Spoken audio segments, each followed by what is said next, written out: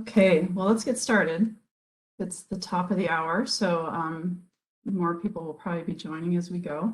But I want to welcome everyone and thanks for joining today's webinar about CIRCA's 2022 Municipal Resilience Grant Program.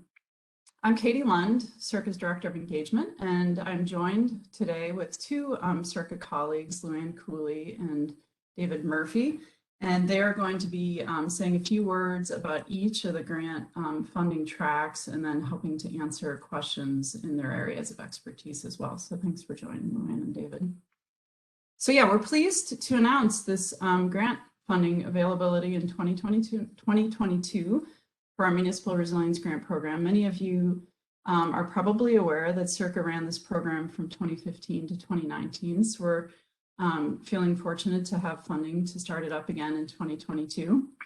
Before I start with an overview of the webinar for this year, because it does have a little bit more of a focused approach to two different tracks than our previous program, I'm just going to mention two quick webinar mechanics. We are recording this, and I will send out the slides, which have a lot of links in them, to everyone that's registered today. As well as a link to the video so you can pass it on to your colleagues if you find it useful. We are having everyone join muted because we have a lot of people registered. So if you have questions, please enter them in the chat throughout the event, because we hope that you will send them to all the panelists, which would be David and Louanne and I. And David and Louanne can try and be answering questions as we go. So yeah, the 2022 overview for this year's funding, really we have a bit of a different approach from our previous municipal grant rounds, because we really want to focus on supporting concepts from the Governor's Council on Climate Change, some of their recommendations, along with some of the aspects in Public Act 21-115 and the governor's recent executive order 21-3 on climate, to really support their focus on climate adaptation and building community resilience. So we have two tracks where $150,000 is available. The first is to implement stormwater authorities, and the second is to develop a resilience project pipeline. And I have some slides to follow to go into those in more detail.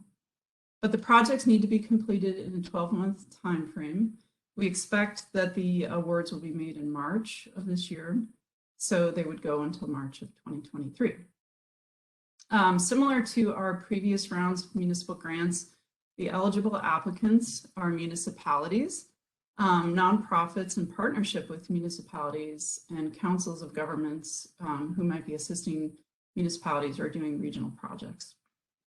Partnerships continue to be encouraged, university faculty, consultants, additional nonprofits who might be helping on a project but might not be the primary applicant. We do encourage those kinds of partnerships. And the proposal deadline is February 1st, so a little bit less than a month at 5 o'clock. So to start with the first track, implementing stormwater authorities, we are accepting requests up to $100,000, and the funding activities that that are examples for this pot of funding are to develop technical tools like doing more accurate parcel mapping, doing a feasibility study to identify particular problem areas in your community or projects, stormwater projects, that could really benefit from this new kind of influx of funding. A community might want to do some outreach by hosting a DIMS, or does it make sense workshop, creating outreach materials. And really this pot of money, well, it's up to $100,000, and that would be to support a more comprehensive program doing multiple activities. We recognize that a community might not be ready for that type of approach. And so they might just want to do a portion of these activities and host just the workshop, for example. So the budget might be smaller. We do encourage applicants to submit proposals that have a budget with kind of more itemized categories in case we get an overwhelming number of applications. we can choose to fund a portion of a total kind of award by looking at a more detailed budget. An example of implementation, if a community is ready to go that far, is adopting an ordinance or actually creating a fund. And Louanne is going to follow my slides with a few more details on some guidance that she's developed for each of these steps. So I'll turn it over to her in a little bit to describe it more. Moving on to track 2. The focus of this track really is to assist municipalities with developing and submitting proposals to larger funding pots, state and federal grants, like FEMA's BRIC program or Flood Mitigation Assistance Program, or the National Fish and Wildlife Foundation's Long Island Sound Futures Fund or Coastal Resilience Fund. David Murphy, he has developed this nice schematic for showing the concept of a project pipeline and the different steps or activities that can lead from identifying the need to kind of implementing a project. And these green arrows kind of going up show different points at which both our grant program and these larger pots of money that we hope our grants will support are part of this project pipeline. So the types of activities that we hope to fund, the first being concept design that can lead to a benefit cost analysis. The second is the benefit cost analysis itself or other kinds of supporting studies, because we recognize that programs like FEMA don't fund those kinds of activities. And so we want to build up a community's portfolio to be able to access and apply for those larger pots of money. And then the application materials for actually submitting to the federal funding sources. David has also indicated with these red stars in the schematic places where CIRCA can be providing technical assistance along this project pipeline. So if you have questions, again, just a reminder for those of you who joined after the top of the hour, you can enter your questions in the chat. And David, if you have specific questions about this particular track, he can be trying to answer them as we go, or we're going to be leaving a good chunk of time here at the end of the hour to answer your questions verbally too. So moving on about how to apply. 2 parts of the application need to be completed, like I said, by 5 o'clock on February 1st. The first part is to complete an online request form, which is fairly straightforward and easy. And you can do that by going to our website. When you fill out that application form, the next step will be to upload a description of the project and your work plan and your budget and justification. Just a few more details on what those include. The detailed project description and work plan, we expect it to be up to, but no more than 5 pages. And this does not include any letters of support or resumes. Similar to most grant programs, we expect to see a project description with, a solid background and who the primary applicant is. The work plan with tasks defined and the timelines and the deliverables described. Description of partner roles and responsibilities if they are applicable and they're involved in a project. Sources of leverage if applicable, and expected collaboration with CIRCA. This kind of means, if you expect to, be working with us as part of your project to get any kind of technical assistance in terms of mapping or using our data or data viewers, getting some legal and policy guidance. You'll hear from Louanne that she and one of our colleagues, Joe McDougall at the UConn School of Law, have developed a model ordinance for stormwater authorities. So those are the kinds of things where if you expect to work with a CIRCA or be consulting us for technical assistance, we'd love to hear that in your project description. Resumes for team members and letters of support, importantly, including from the municipality who will be benefiting. So municipal elected officials or staff that you're going to be working with directly in the municipalities for either track 1 or track 2 is a very important part of the application. And then, as I said, the detailed budget and budget justification is the other upload for the application online. Once you submit the application, we will be reviewing applications with a review committee that's CIRCA staff and state agency staff. We expect that to be in the second week of February. And the types of criteria that we're looking for. Does the project describe and address a problem arising from climate change? That's quite an obvious one. Does it have clear goals and objectives? Does it demonstrate the potential for success? So this examples here, are the deliverables clear? Is there community support? Are there strong partnerships? These are things that, for us, that are going to be demonstrating success. Are there concepts that can be transferred to other communities with the potential to demonstrate or pilot? This has been an important thread of our previous municipal grants and the work that CIRCA does. We really want to expand our funding and the projects that we work on with applicants through this grant to other communities who might be interested in doing similar things. Does it demonstrate community engagement, either by supporting existing engagement or creating new engagement? And as I just said in the previous slide, municipal leadership and community benefit, we need to see a lot of support.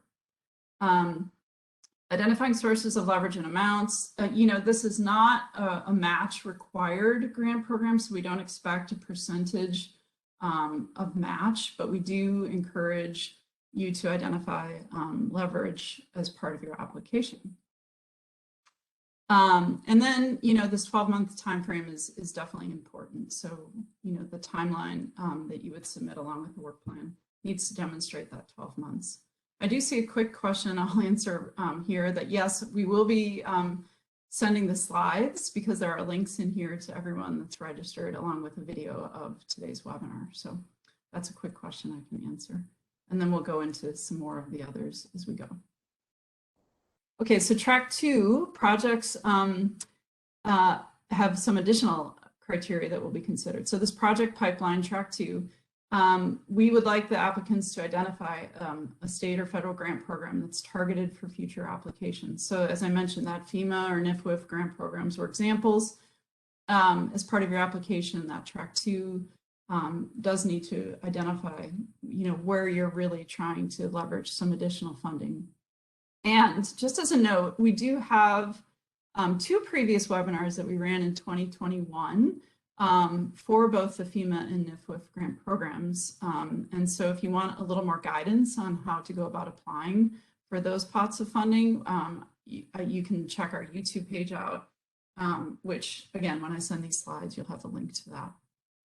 Also for track 2, does it demonstrate benefits across multiple sectors? So we would love to see projects that demonstrate benefit across the transportation, environment, health, and safety topics. And then if applicable, if you want to submit information about permits, if you're far enough along in terms of that project pipeline, things like drawings and plans that are helpful to support the description of your project. And again, those don't count as the total page number too. If your grant is chosen, just a couple things, 2 more slides. In terms of the required contracting procedures. So the University of Connecticut is going to award these contracts, and CIRCA would provide both your budget and your scope of work to the fiscal staff to create the contracts. And then this would be a formal contract with professional services between UConn and the applicant. Importantly, the funds are going to be dispersed in equal installments, both upon the receipt of a 6-month interim progress report that will be required, where you can identify, things that you're doing and also seek additional support or technical assistance from CIRCA if that's something that you think would be helpful at that kind of midpoint in your project. And then the second dispersal of funds will be provided at the final report or deliverable. For the final report, we just want you to know in advance what would be expected. The final report that would be submitted to CIRCA should have an executive summary that we often use for more of our public outreach and education. So for a non-technical audience, we would want that executive summary, a description and background on the project, a description of how you collaborated with CIRCA, Outcomes and lessons learned. This part has always been important for those concepts of transferability. The project schedule, and then copies of any other products that were part of the grant funding, that, again, maps, photos, manuscripts, that sort of thing. Yeah, so I'll finish up with, I think, one more slide that has some of the links, and this is only to show you what will be sent to you as resources when the slides come later this afternoon. So the website with application, and there actually is a list of FAQs there. Of course, we're going to be answering questions here as well. The track 2 resources that I mentioned, those previous webinars, that is something you can, again, check on our YouTube page, so that link is there. And then track 1, Louanne's going to just follow with a few slides talking about the Stormwater Authority fact sheet that she has developed that is additional guidance for that track 1. And importantly, if you're interested in this track 1 Stormwater Authority topic, we participated in a Deep Climate Solutions webinar on December 16th, along with the community of New London, who is the only city who has a Stormwater Authority in Connecticut. So you can hear from Joe Lanzafame about how they went about doing that. And CLEAR also presented because they continue to have a focus on stormwater, and we'll be doing some outreach in the next year. So you can hear from them if you want to go to that webinar. So Louanne, I will turn it over to you, and you can talk just a few slides here on the Stormwater Authority topic in more detail, and I can advance the slides for you, but then I'll also be looking at the chat here and see what we've got. Great, thanks a lot, Katie. So good afternoon, everybody. I just want to go over the first fact sheet that we have prepared for you, so you have an idea of the resource and what is in it. One of the most important steps for establishing a stormwater authority is to have community buy-in, and that's from the municipal official level through town staff, to residents, property owners. And so we've created this product to help municipalities establish a stormwater authority and have some of that background information accessible to the community at large. So this first fact sheet that we've put together explains what a stormwater authority is. It also has some help as a planning document to help lay the groundwork for starting a stormwater authority in your community. And we're currently working on a second fact sheet, which will go into more depth and have more detail about the different ways of determining a fair and equitable fee structure and include a model ordinance. Next slide, please. Sorry, there we go. Yeah, that's okay.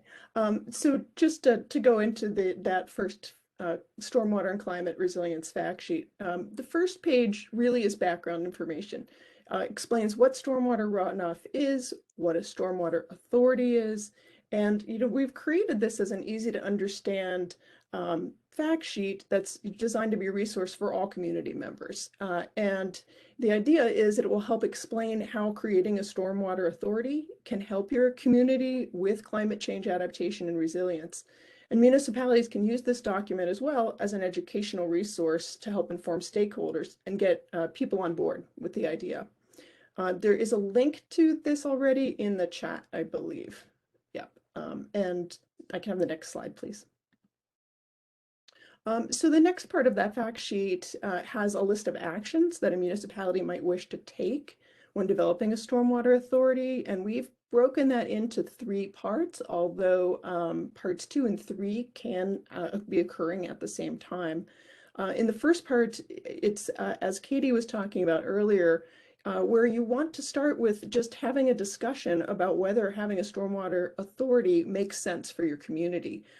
Would this be a good tool that you could use in your town to address stormwater needs? It's a way of kind of taking the temperature of the community and identifying any challenges that you might have with adopting a stormwater authority. The second part goes into a comprehensive feasibility study. Where your town is going to determine how they want to proceed. Will this be, and this part will really be the work of assessing the need for a stormwater authority, what in-house resources the town may have or can access, And what's the current capacity in town departments to take on creating this stormwater authority? You can look at what your current funding for stormwater systems are, and even perhaps create some kind of a community advising board as you're developing the project to figure out what projects you would want to address using these funds. And then the third step is implementation. And this is where you really need to have that community education and feedback to make sure that you have buy-in at all levels.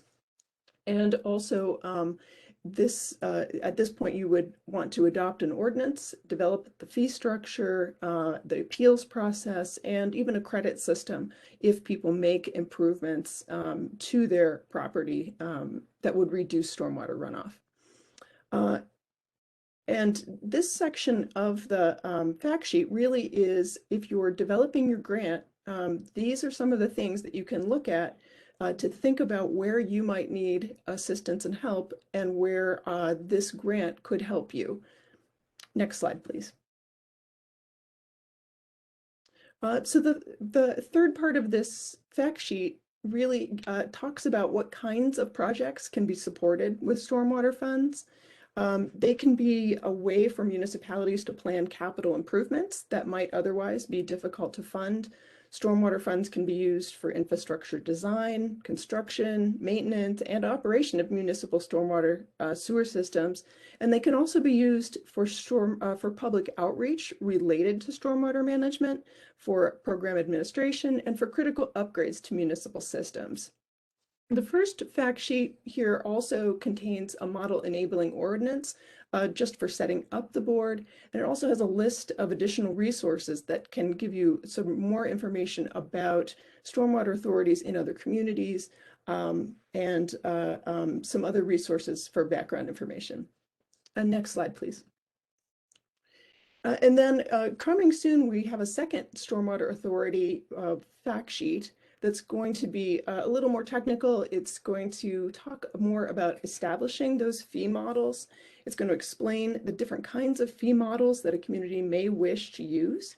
With the pros and the cons for those different models. Some are more granular, but they may take more effort to enact and to manage. And it also is going to have a section to help a community figure out which fee model might be the most appropriate for your community. And I'll also talk a bit in this fact sheet about some of the legal challenges to stormwater authority fee systems. Stormwater authorities have been around in this country for a couple of decades at this point. There have been a few legal challenges to them, and so understanding what those are will help when you're crafting your ordinance. And we'll also include in this fact sheet a more detailed annotated model ordinance, including the fee structure system that could be used for communities as they get to the point where they're ready to adopt the ordinance and implement. And that's all I have. Thanks, Katie. Yeah. So I do see a couple questions that have come in the chat, and my contact information is here on this slide as well, so you can be in touch with me if you think of any after the webinar. One is there any example of the types of projects accepted in this grant program?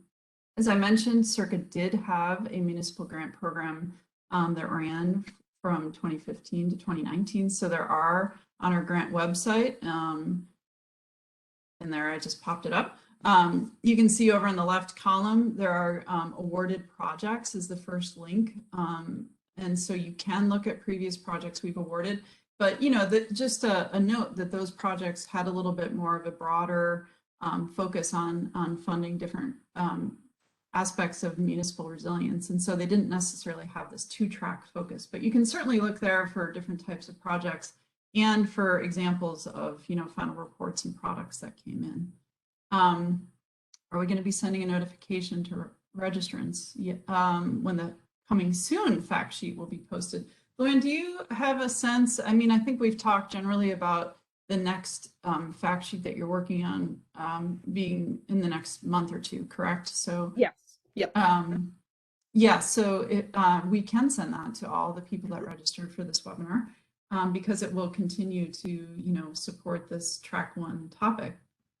And as part of your grant, I did mention the idea of collaborating with CIRCA.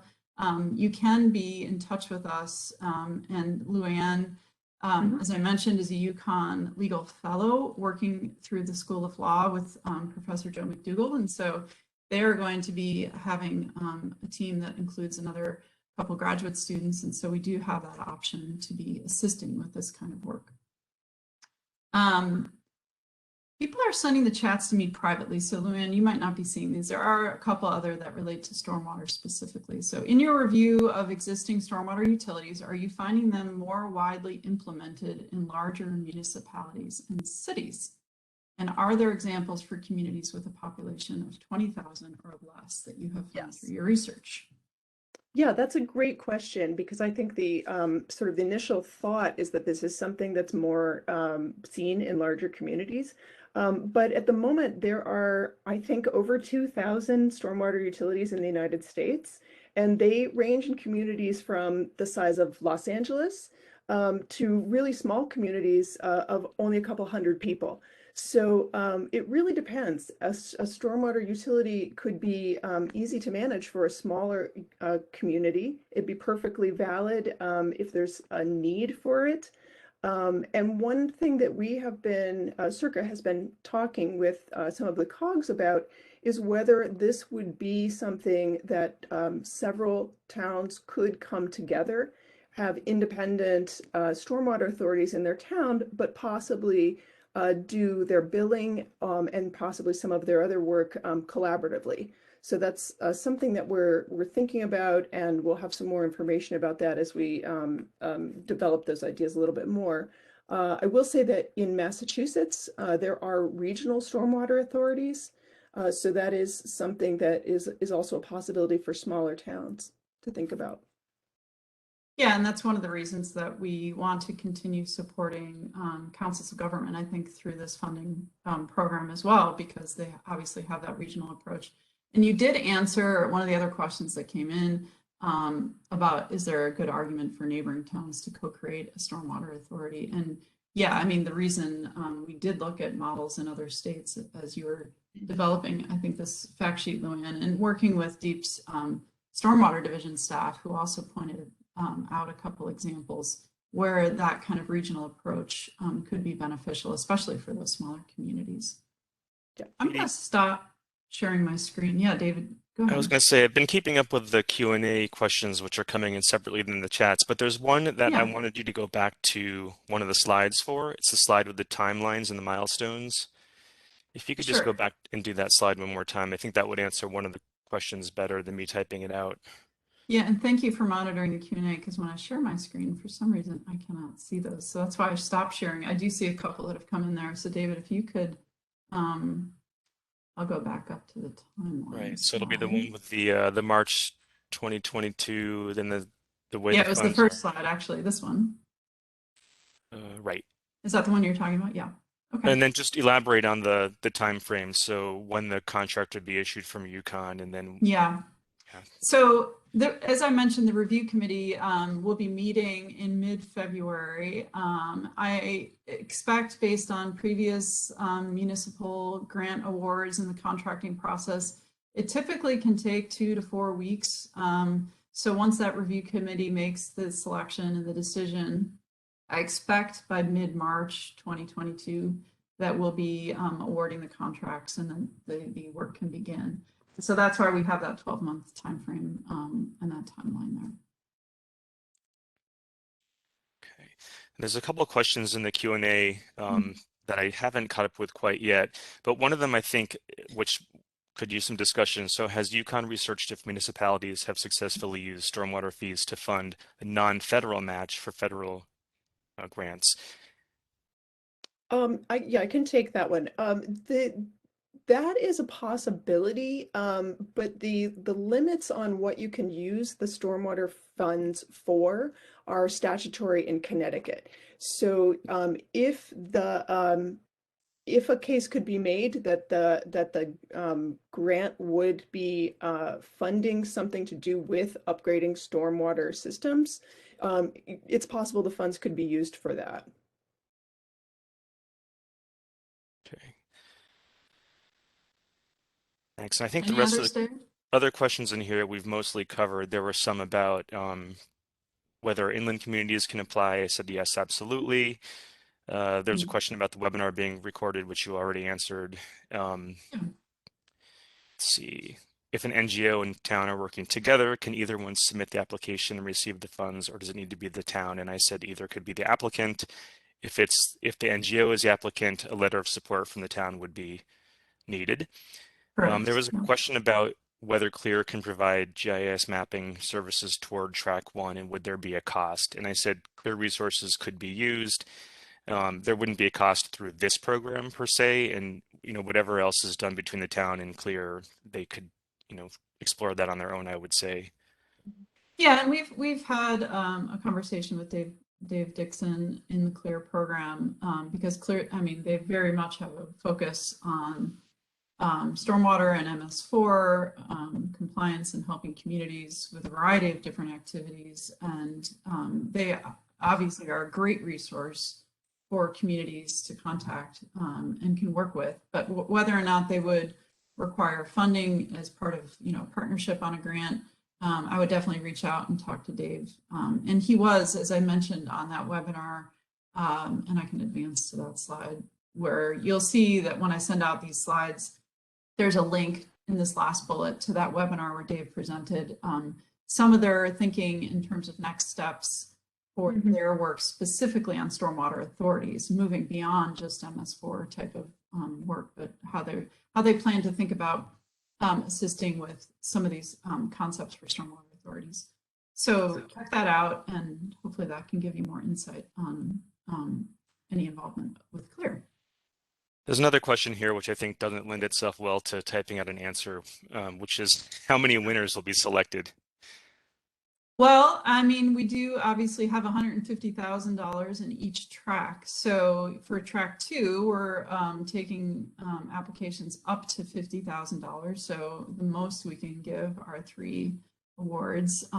If we get, like I said, if we get an overwhelming number of applications that are really strong, in the past with our municipal grant funding, we have chosen to fund a portion of an overall request. So that's why we do encourage applicants to give some detail in their budget, should we have to go that route. Track 1, we are making a larger pot of money available for the request up to $100,000. So again, we'll have to see what we get.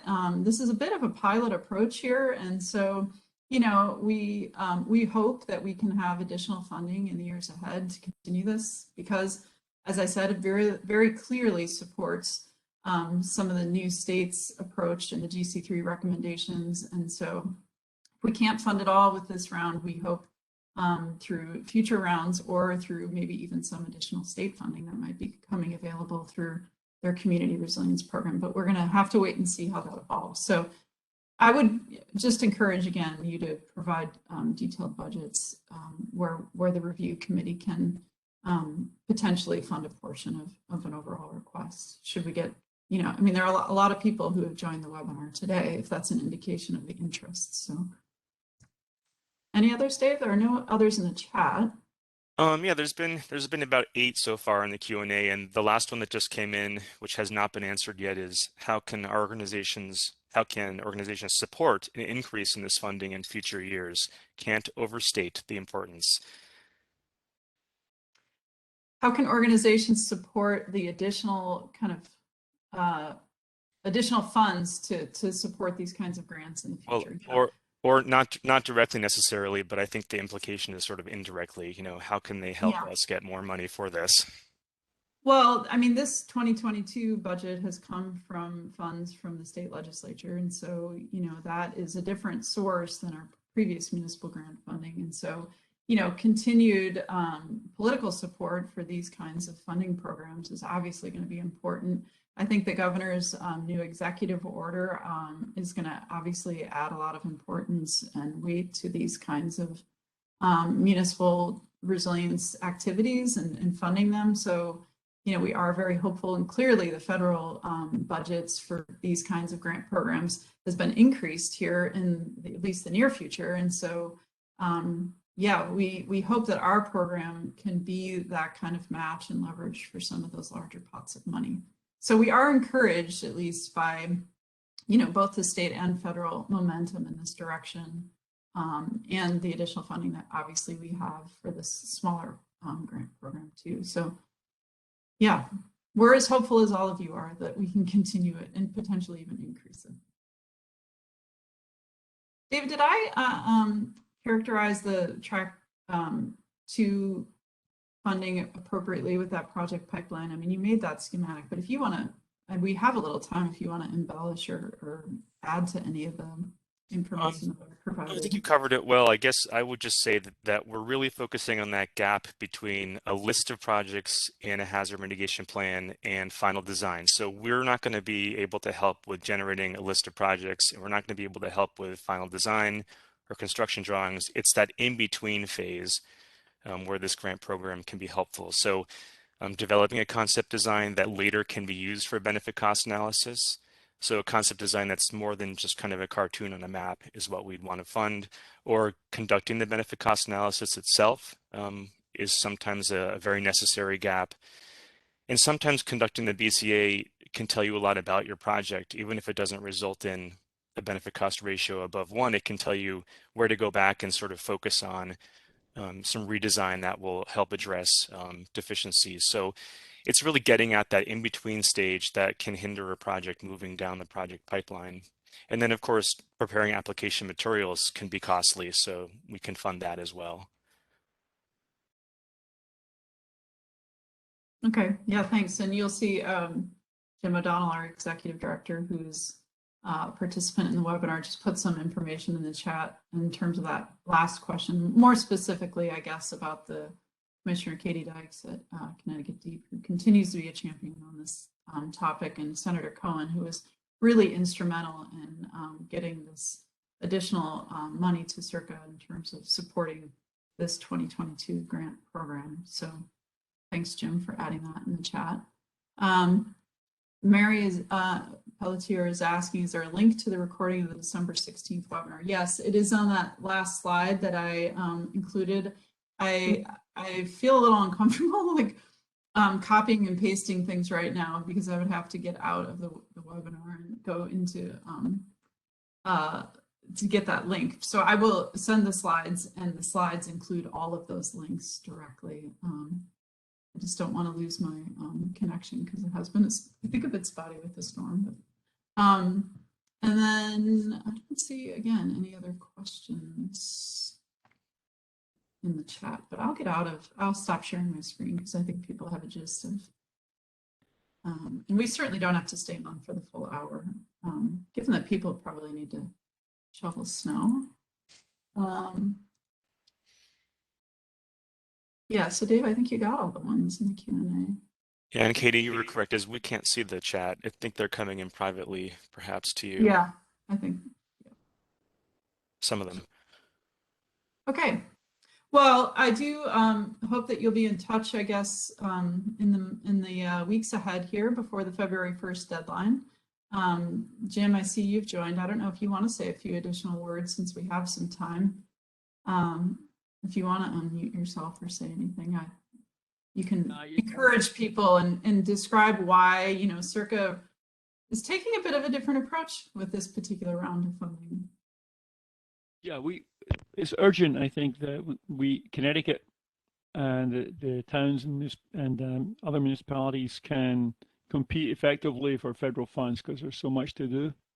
And our goal here is to try and figure out how to be most effective at helping towns win for their priorities. We have other programs that are advancing priorities that we already have, but this one is targeting things that we aren't really working on yet, but towns know about. And I'm happy to hear from people on how we can be more effective in this. This is an experiment. We hope it works, and we're looking for other ways to do that. Thanks. Yeah. Katie, we had one more that came in. Oh, you got it. Yes, I did. I'll make sure all those links are correct in the slides we send out. All right. Well, yeah, I appreciate everyone taking the time. Be safe. It seems like the sun is at least coming out here. Thanks, Louanne and David, for helping monitor some of the questions that have come in. And we look forward to seeing some really exciting and great applications and potentially working with some of you in the next year on these projects. So appreciate your participation today, and we'll look forward to hearing from you soon. Bye, everyone.